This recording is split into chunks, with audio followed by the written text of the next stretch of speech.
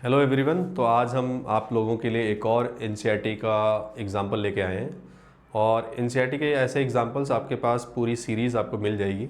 One by one सारे example detail में solutions मिलेंगे। तो एग्ज़ाम्पल अगर देखोगे तो एनसीईआरटी का ही है। ये एग्ज़ाम्पल नंबर देखोगे ध्यान से तो ये एग्ज़ाम्पल नंबर 1.6 है और बहुत ही सिंपल सा क्वेश्चन है और इस पे बहुत सारे क्वेश्चंस मिलेंगे भी।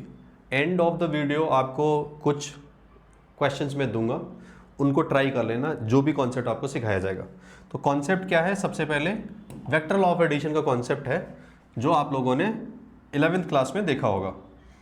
कॉन्सेप्ट क्या है कि जब भी कभी दो वेक्टर्स, एक वेक्टर हमारा ए है, दूसरा वेक्टर हमारा क्या है, बी है, और ये दोनों ही एक एंगल थीटा पे इंक्लाइंड है, तो इनका आपको रिजल्टेंट आपको पता ही होगा। रिजल्टेंट कहाँ पे होगा? इन दोनों के बीच में कहीं ना कहीं रिजल्टेंट होगा। और इस रिजल्टेंट को लिखने का तरीका क्या है? R vector equals to A vector plus B vector, और यहाँ से इसका मैग्नीट्यूड भी निकाला जा सकता है इस रिजल्टेंट का। वो आप निकालोगे A square plus B square plus twice of A B cos theta. ये वेक्टर लॉ ऑफ एडिशन अब आपको फोर्सेस के केस में अप्लाई करके देखना है और यही चीज़ आपको अगले क्वेश्चन में कॉन्सेप्ट वाइज आपको देखने को मिलेगी। तो आप जब कोई भी दो फोर्सेस या दो से ज़्यादा फोर्सेस आप देखोगे और वेक्टर लॉ ऑफ एडिशन लगाओगे, ये दो फोर्सेस हैं, एंगल थीटा है, एंगल थीटा है, तो यहाँ पे रिजल्टेंट जो होगा, रिजल्टेंट किस डायरेक्शन में होगा? रिजल्टेंट होगा इन्हीं दोनों के बीच में होगा रिजल्टेंट। ये है इसका रिजल्टेंट, इसको हम लोग एफ ऑफ आर के टर्म में भी लिख सकते हैं। तो इसका रिजल्टेंट जब आप लिखोगे वेक्टर फॉर्म में लिखोगे तो आप लिखोगे F1 vector plus F2 vector.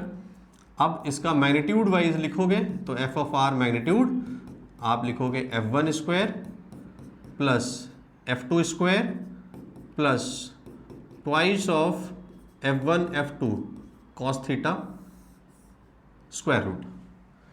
अब इसका डायरेक्ट तरीका बता रहा हूं जो हर एक बच्चे को ध्यान रखना चाहिए। आप इसकी ये प्रॉपर्टीज हैं जो ध्यान रखनी है कि थीटा इक्वल टू जब भी जीरो होगा, इन दोनों फोर्सेस के बीच में एंगल जब भी जीरो होगा, तो रिजल्टेंट डायरेक्टली आप ऐड कर सकते हो।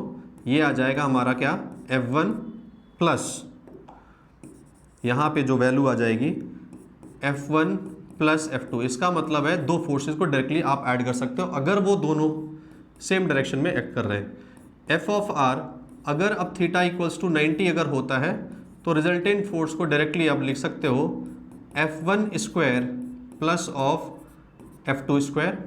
इसके बाद अब थीटा इक्वल्स टू 180 जब आप सब्स्टिट्यूट करेंगे तो कॉस थीटा, ये जो भी थीटा की वैल्यू है 0, 90, 180, ये सारी की सारी इस फॉर्मूले में सब्स्टिट्यूट करो और इनको सिंप्लीफाई करके चेक करो। चेक करोगे ये रिजल्ट्स आने चाहिए। तो यहाँ पर अब आप यहाँ रूट भी लगेगा, तो थीटा इक्वल्स टू जब एफ ऑफ आर यहाँ पे आप लगाओगे तो यहाँ पे आएगा आपके लिए F1 माइनस ऑफ F2। अब एक एंगल है जो कि 120 डिग्री है, थीटा इक्वल्स टू 120 का कर सकते हैं। 120 करोगे तो 120 के केस में सिंप्लीफाई करोगे।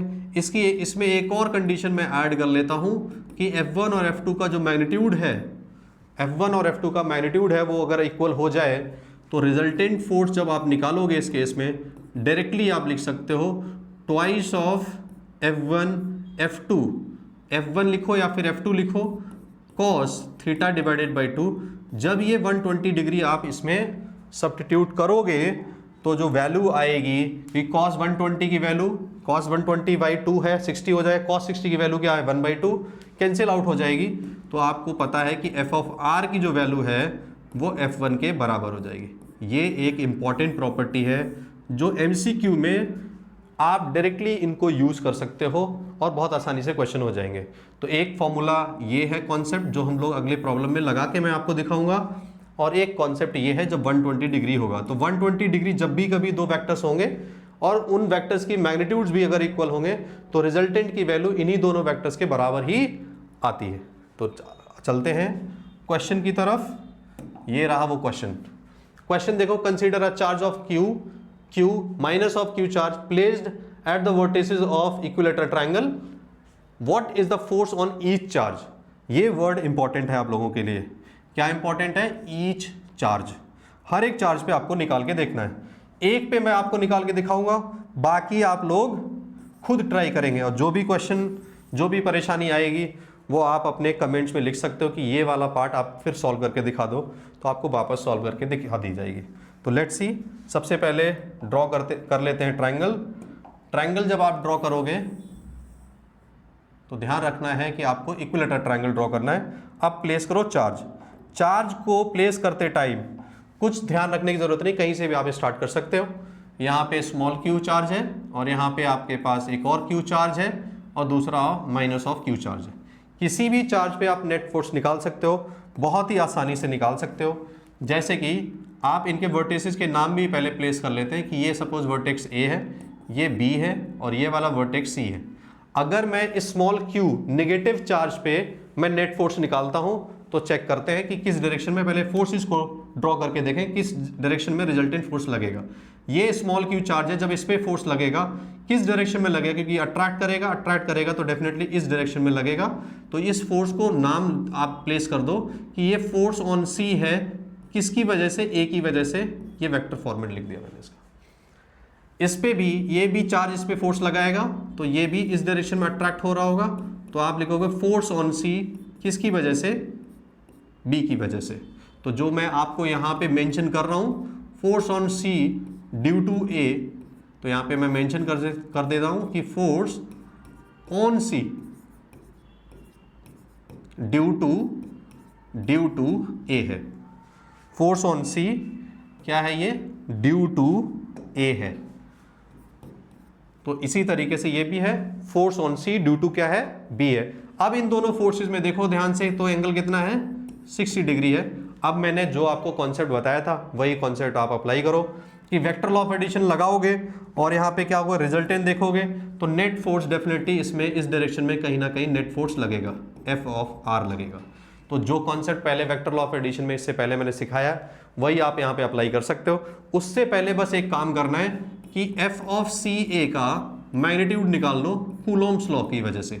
अब कूलोम्स लॉ क्या होता था कि आप इन दोनों चार्जेस का प्रोडक्ट चेक करो, के product of charges Q square divided by ये जो डिस्टेंस है वो, क्योंकि इक्विलेटरल ट्रायंगल आपको गिवन है तो आप कोई भी डिस्टेंस आप मेंशन कर सकते हो। सपोज ये लेंथ क्या है, वो एल और एल है, तो डिस्टेंस बिटवीन द चार्जेस कितना है, एल है, तो यहाँ पर एल स्क्वायर हो जाएगा। अब कई बच्चे गलती करते हैं कि भाई यहाँ पे सर नेगेटिव चार्ज था तो आपने नेगेटिव क्यों नहीं लिया। नेगेटिव इसलिए नहीं लिया गया क्योंकि आपने वेक्टर लॉ ऑफ एडिशन को कॉन्सेप्ट ऑलरेडी यूज कर लिया। तो ध्यान रखना है कि जब भी वेक्टर क्वांटिटीज का एडिशन सब्ट्रैक्शन कर रहे होते हैं, अप्लाई कर रहे होते हैं वेक्टर लॉ ऑफ एडिशन, तो कभी भी आपको नेगेटिव यूज नहीं करना है। तो ये एफ ऑफ सी ए आ गया। इसी तरीके से एफ ऑफ सी बी निकालोगे। एफ ऑफ सी बी जब आप निकालोगे तो यहाँ पर देखोगे product of charges Q square divided by distance कितनी है, एल स्क्वायर। और एक कमाल की चीज क्या आई है कि इन दोनों फोर्सेस के जो मैग्नीट्यूड्स हैं ध्यान से देखोगे तो ये दोनों क्या है, सेम है। और जब मैग्नीट्यूड सेम होते हैं तो मैंने आपको बताया था डायरेक्ट एक फॉर्मूला होता है रिजल्टेंट का एफ नेट निकालने का कि ट्वाइस ऑफ जो भी आइदर फोर्स है, इन दोनों में से कोई भी एक either force, F of C A magnitude cos theta divided by 2।